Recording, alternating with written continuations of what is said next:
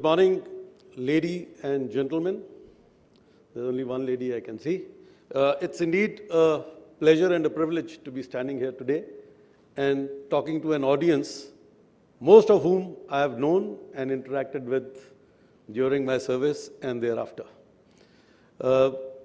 I shall be speaking about Atmanirbhar through technology sovereignty. I have modified strategy to sovereignty, giving it a little larger landscape which it deserves. And it deserves because since morning we've been hearing that we are today a resurgent India with three prominent prongs. Make in India, which is going to be the future made in India brand value. Atmanirbhar Bharat, which has the future of indigenization, indigenous technologies, and export competitiveness.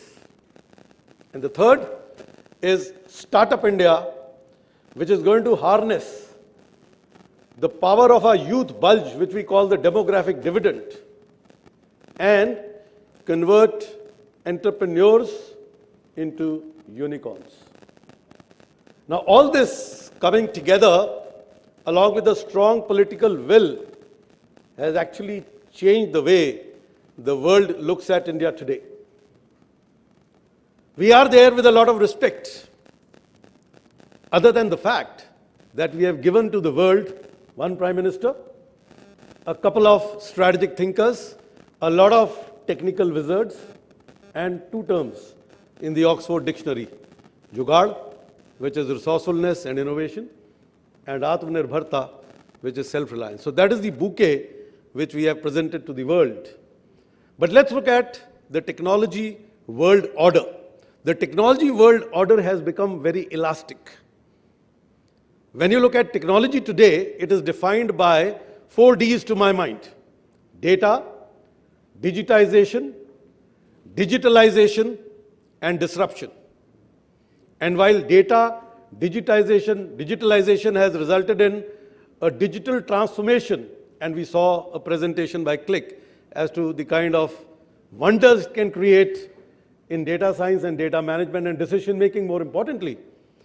Disruption actually has changed the business world and the business practice. And the thumb rule is, whatever you can very clearly define, you can perfectly design and develop. And that is what technology is given you today. And therefore, if we tout data as the new oil, actually, technology is the oil refinery. And if we can harness the power of this oil refinery, you will be the lead. The leader, whether it is economy or anything, is going to be defined, to my mind, by the one who catches technology by its horns. Now, let's look at it this way, that since morning we've been hearing of some very good success stories, and I call them technology confettis. They're very important. They are very, very important. These tactical steps have actually given us a little visibility. It's like when you fire the Wali rocket, it gives you sprinklers, but that's for some time.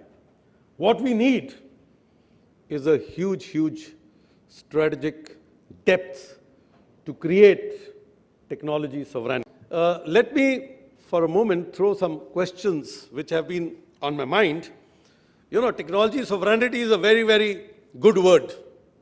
And we all would love our sovereignty. We are a sovereign nation. But the question is, as one of the emerging global powers of technology, how do we attain this? So that's a big question. It's a very big question. The second, we are 17th today as a nation in technology advancement. We are the third largest military expending nations. And I have not written, we are amongst the largest importers of defense technology. But given the good news that we've been hearing since morning, how do we leverage these and improve ourselves in our rankings to become the world lead, which we intend doing by 2047? We have USA, China, Israel, Japan, Germany, Russia, South Korea, Singapore, I've just named a few big tickets, if I may say. How did they achieve their technology advancement? And it is these that I would like to today allude to, because they are the nations who have demonstrated a strong national vision, mission, methods, a strong political will, a whole-of-nation approach, well-articulated national technology strategy, and a bold seismic transformation. Ladies and gentlemen, increments will no longer work. We have to get into some bold seismic transformation to be able to make it happen in a big way. Now, let me walk through some examples. USA had a Defense Production Act enacted in 1950, whereas the government, they could exercise control over the complete industry, not only federally, but as states as well, and that's how they are what they are. China in 1949 came up with a 100-year marathon strategy, a 100-year marathon strategy. And we've seen anything which impresses you today, it is not by default. It is a huge, huge design. Israel is known as the startup nation. They are the ones who started startup perhaps when they were born. And today they are marveled that you give them a technology, they will reverse engineer it in 5 minutes and produce the next upgrade. That is the level of technology their industry and the R&D setups boast of. And it's a big story, but Japan, we've all known as a huge quality nation since our childhood. And they go into the world, the 5 S's. And the 5 S's are sort, standardize, set, shine, sustain. That is the big picture or the big thing that they've done to be able to compete in a global market. And there are many such examples one can talk of, but for want of time, let me say that we in India today need to do a very bold seismic transformation. And if it is sovereignty, I think the preamble to a national technology strategy must read, we the people of India, having solemnly resolved to constitute India to a technologically sovereign global power. And then and only then can technology happen. But that requires a capability-based development. We should not look at China or Pakistan or anybody else, even if it is defense. We have to look at capability because it takes time to develop. And once you develop it, our intention can change anytime. You are enabled for it. Let me walk you through some stories out of personal experience. It was 1991, I had just finished my master's in missile technology, and I had done a project on guidance control relationship using multi-platform, multi-sensor data fusion. In 1991, this was not talked of in India. And I was posted to DRDL with Dr. Kalam and Dr. V.K. Saraswat, both very illustrious scientists of the day. And we worked through the Integrated Guided Missile Development Program. Those were the times when the MTCR was at its best, and since everybody knew that India is coming into missile technology, there were very little that was available on the platter. And a lot had to be developed through PSUs and through industries. And lo and behold, the intention was to create success out of this IGMDP. So it was a 5-missile program, Agni being just a technology demonstrator, Prithvi the first surface-to-surface missile, guided missile, Akash and Trishul as the surface-to-air missiles, and Nag as the ATGM. Now with this landscape, I do recall every day we used to have huge discussions in DRDL. RCI was brought in as a brainchild by Dr. Kalam, God bless his soul, I think a huge, huge visionary to be our president as well. And the RCI was modeled on the NASA model. It was modeled for success.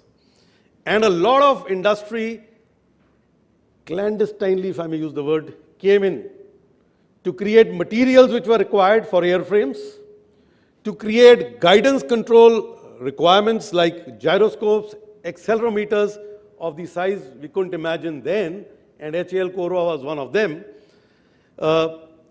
liquid propulsion engines, and we had large number of failures around them, and the like. And all this actually created a bouquet of industry which not only benefited the guided missile development program, it benefited railways, ISRO, and many more ministries and industries in times to come. So therefore, the first thing I'd like to touch upon is the National Technology Framework. I think the biggest thing we need is a technology framework, which comprises a structure like IGMDP. So we need to identify such structures and put them in an order. It requires a strategy, it requires a policy, and requires a capability, capacity document. Unless we have this landscape, which is the big picture, I think we will be into confettis. And Atmanirbharta will actually be a continuously, if I may use the word, moving target. So therefore, the first recommendation is to have a national technology framework. Now let me pull out another example to get to the next one. When I was the DG Information Systems, Dr. Ajay has just left, we had a lot of skeletons in our cupboard because most of our programs that we were looking at had actually lost their currency of the 4Ds since there were huge time overruns.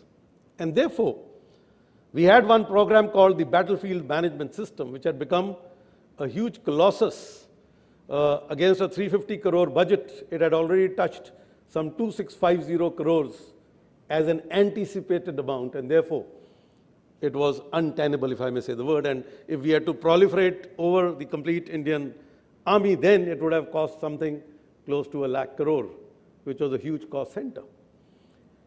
Also at this point in time, we saw that ISRO, along with railways, had done a huge joint program on virtually manning an unmanned crossing, using space application center-driven chips, which could be used by railways at these unmanned crossings to avoid accidents and continue the high-speed trains that we have. We looked at this as an opportunity to create our battlefield management system, and it got created at a penny, if I may say. No 2650 crores. So therefore, the second thing I want to bring on the table is that we need a National Technology Act. We need to have a regulator.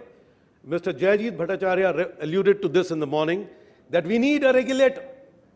And therefore, we need to have one technology, one program, OTOP. We need to guard our IPRs. As a nation, we create so much, but our IPRs, neither are we conscious, nor do we guard them. I think that's a time has come for this. The third is that we need to have a government, academia, public, private partnership. It's a big thing. Why it's a big thing? Because today, what ISRO and RDSO of the railways did had a huge spin-off in the defense.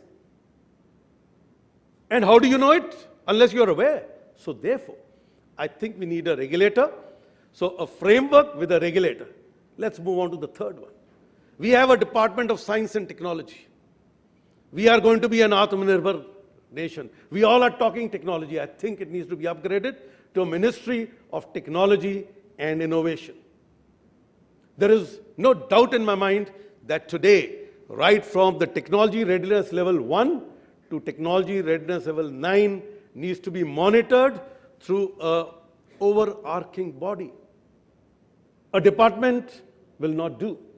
If we see today, There are centers of excellence driven by DST. There are centers of excellence driven by CSIR. There are centers of excellence being driven by Army, Navy, Air Force. We have our own design bureaus. We have centers of excellence driven by through technology innovation hubs at 25 IITs. We have centers of excellence driven by MeitY. If you put all this together, you find a humongous amount of human capital and budgets earmarked for each. And if you were to draw a Venn diagram, you will find that most of them are actually silos which can be brought under one umbrella. So we need to create interministerial synergies. So if we could look at this kind of an envelope, technology envelope, I think we would get the best bang for the buck. The next is National Technology Day broadcast. 11th May is my wife's birthday, but it is also the National Technology Day. And I recommend that like we have a budget, everybody in February end starts thinking what is going to be the budget like. And the Ministry of Finance is bubbling. They are closeted for over a month with the minister and who's who to work out budgets. I think time has come, if we have to be Atmanirbhar Bharat, to closet ourselves and work out a capability development talks that I talked of, and year on year work on and announce to the world, to the nation, what is our technology achievements and what are our technology goals. I think unless we did it, it will not happen. And the bigger thing is, most of us sitting here do get excited. Like yesterday, there was a news item that Agni 3 has been fired. There was an item that we've first 3D printed space engine has fired a number of satellites into space by a startup. I think these are very interesting information. But if we were to collate and create a fervor in May of the technology might of India together, there couldn't be anything better to my mind. So I propose that like we have a budget, we have to have a technology planning and audit, which must happen as a formal Atmanirbharta strategy. Next, we have corporate social responsibility. 2% of XYZ to be given by industry. 21-22, it was 13,260 crores by 501 big industries. I'm not talking of, because this is the best data I could collect in my research. Let's put a ballpark of 15,000 crores per year. If we could look at this to be brought into as corporate professional responsibility in addition to CSR. CSR has created a huge wonder in the nation, in the social fabric. In the ESG of India, I think CSR from 2014 onwards has been a great experiment. Let's rechristen and reinvigorate with another 2% to a corporate professional responsibility. Dr. Ajay, a little while from now, spoke of 60 lakhs which somebody coughed up from his pocket to do a national level display of swarm of 1,000 drones. I think we need to, there will be many more such examples who may not be having the 60 lakhs to create the next wonder. This is the fund. And here, let me give you one more example which was very exciting. I had gone to Boston early this year for my daughter's convocation, and I happened to go to the Cambridge Library, public library, Cambridge Public Library. Now, my daughter told me, Dad, you must go. And she didn't tell me why, but she took me there. And I said, Beta, library is outdated. I've got a mobile, jo padhna padh leta hu, jo dekhna dekh leta. Nahi, Papa, please come. I said, okay, I'll go. Believe you me, that country is what it is because of what I'm going to tell you now. There was the library, which normally is, there was a big hall like this with 3D printers given by the Massachusetts state, where you had students from MIT, Boston University, and maybe, if I may call, the rag pickers coming and learning 3D printing. There was a room like this with AR, VR, driven headsets and the complete gadgetry to teach you how to create the AR, VR. There was a room for cyber studies. There was a room for space studies. There was a room for AI, for IoT, for sensors, and you had any number of kits of Arduino and others lying there. You have to just get it issued and do your whatever technology you want to try out. All through a corporate professional responsibility grant, which the nation has taken upon itself to train its diaspora, its people in the Gen Next technologies. That's the public library for you, not the old books. The future is there in that library, and I'm talking of one library which I saw in Cambridge. Imagine if we were to go all over the nation, what would you get to see? And more importantly, there was timings given when an MIT professor will be there. There's a timing given when a Boston University professor will be there to help you, guide you, and these are 24/7, 365 libraries. Open 24/7, 365. Just a bouquet of what corporate professional responsibility can do. We are a nation where we marvel ourselves for demographic dividend, and we call it, it's a huge youth bulge, 25 to 35 years, 50% of our population, nowhere in the world. I think such initiatives will actually bring us the next big kick that we are looking at of becoming a global superpower. Now, we've been talking since morning of exporting equipment. I would say that we have to broaden our thought to a life cycle sustainment support. When I was a brigadier, and I'm going to quote, don't mind, we had a AMC given to an Israeli company for an equipment which was costing me 13 lakhs per day. 2010, 13 lakhs per day. I became a major general, added one more star, they added another 13 lakhs. It became 26 lakhs per day. I became a lieutenant general, it became 90 lakhs per day because they opened an industry in India which was funded by us through our money that we gave them for the annual maintenance contract. That is how nations grow, and I'm talking of Israel, a speck, maybe NCR. But this is the power of the mind. This is the power of the national framework. This is the power of what you'd like to do when you look at a life cycle sustenance support. Today we have a huge facility coming up in Vadodara.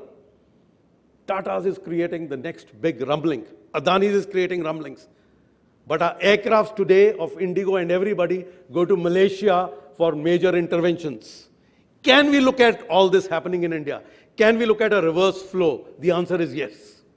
So we have to look at the life cycle sustenance support, a MRO ramp up, because let me tell you, and I'm sure most in this house would know, that there's an iceberg effect.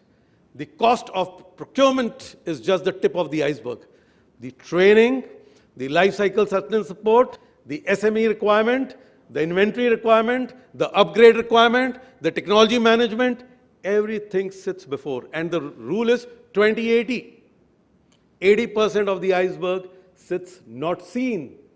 So we are looking at 20%. If we say we've already done a business of 10,000 crores this year in exports, I think there's a 4 times 40,000 crore waiting over the life cycle just on this 10,000 crores.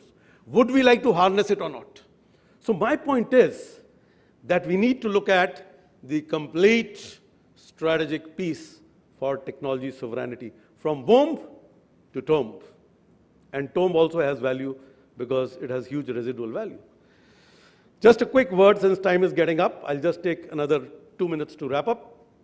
So if we were to look at a national technology stack, to my mind, the first requirement is a resilient positioning, navigation, and timing. And why do I say so?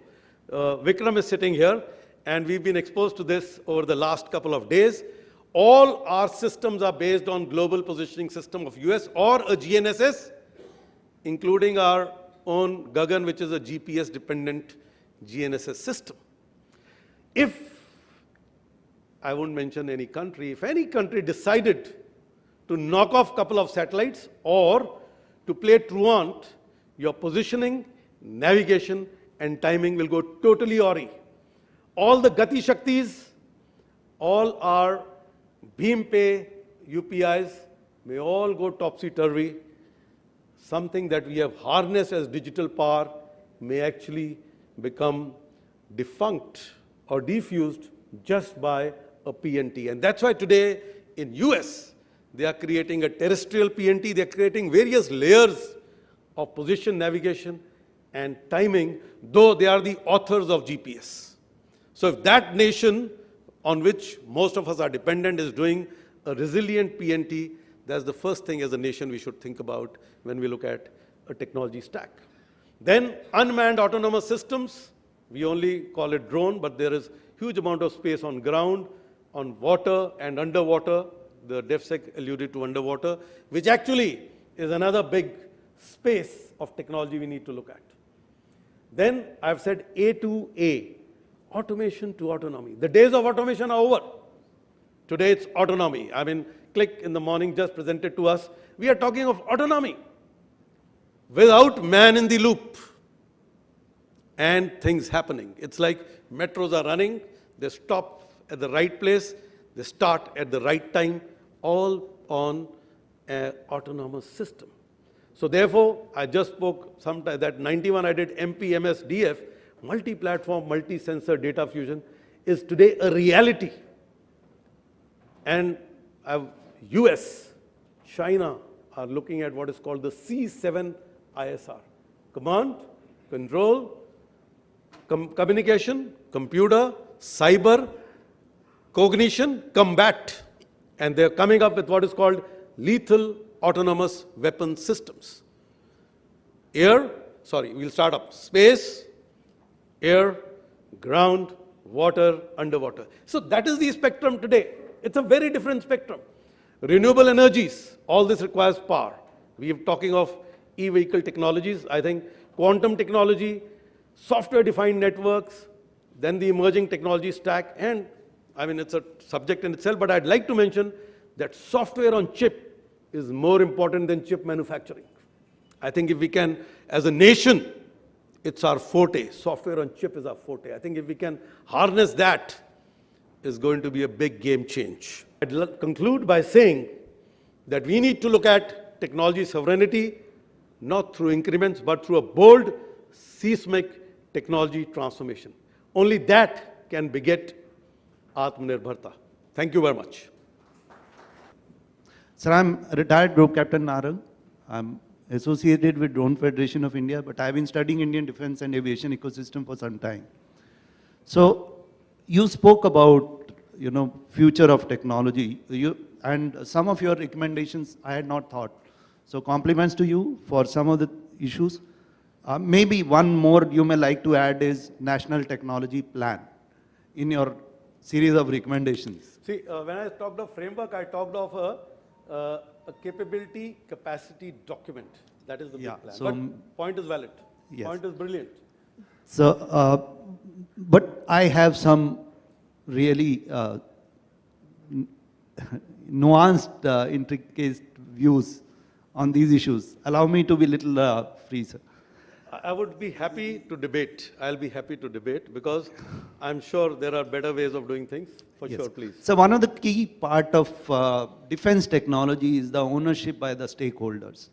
So when you look at our adversaries some few years ago, we could get technologies from Europe, Russia, and America, which our adversaries possessed, and we enjoyed the technological superiority, at least in some domains. So now in future, our northern adversary is leading the technology and innovations. Now, the critical aspect of his rise is research involvement of defense forces. I'm not sure how many people have examined PLAF, PLA, plans, research laboratories, and corresponding research laboratories of America. You talk of Army Futuristic Command, Army Innovation Command, Air Force Research Laboratory. Now, when we interpolate those on Indian scenario, We have an Army Design Bureau, Directorate of Aerospace Design and Naval Design, but we do not have a research element in it. We have a design element and coordinating design element. Now that's a major difference when we relate India versus thing. So I would like to highlight 2-3 points related to this. Let's talk about number of IDEX projects taken by the defense services, barring 75 by the Navy, IDEX for 4G. Some of these issues, how much we understand the private sector. What are your views on these critical aspects of the defense technology in India? Okay, excellent. You know, I call them technology confettis. There are enough technology confettis that we've got. I mean, today, when I was the DGIS and we were in a conference, and I asked, who's the Chief Technology Officer of the Indian Army? Please tell me. Because unless you have a man, you mentioned the word ownership. Unless you can ascribe ownership, it will not happen. Nobody, somebody, anybody syndrome we've all heard from our childhood. Unfortunately, that's a reality. So what you say is brilliant. Today, there's a competing space, and let me, I didn't touch upon, but it's happy that you said, you know, when we got into a debt trap, we liberalized our economy. And suddenly we had huge amount of non-banking financial companies come up, NBFCs. And I came back from UN, I put my money in Hoffland, only to realize after 2 years that they had died. And I got nothing, because there was no regulation. A regulatory mechanism came in, and today we are what we are. Look at real estate. Mushroomed like anything. RERA came in, I mean, there was chaos, and any number of scams are still getting dug out. There was chaos. RERA is now trying to resurrect.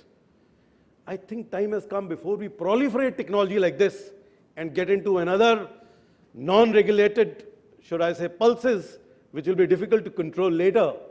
Time has come for regulation. So your point is valid. I would go by what you are saying to say that we need to have somebody who looks at a framework. Now, when I say interministerial, who in Ministry of Defense is the Chief Technology Officer? Please tell me.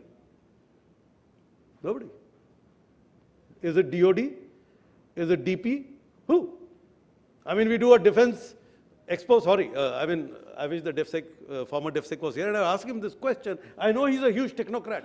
I have huge respect for him, because from the time I've known him, I would engage very close. And that's what gave me conviction that I need to write on this after my retirement. And only yesterday, I put it on the LinkedIn, what I'm speaking today. In fact, I changed my topic only yesterday to get into this. And since I had an audience which was not industry, I thought it's good to talk of technology. But you're right. As a big picture, I think we need to put together a technology framework as a first step. We have technology innovation development centers of private sector, public sector, every sector, each working in silos, maybe on the same thing. We have today, I mean, kudos to Baba Kalyani. He's put ATAGs in a West Asian country. And we have Tatas who are competing with them. We have many more. We have GCA which is competing with them in the same space. I mean, somebody will die one day competing. Why not complement? And that is where I think a technology framework will help. Thank you.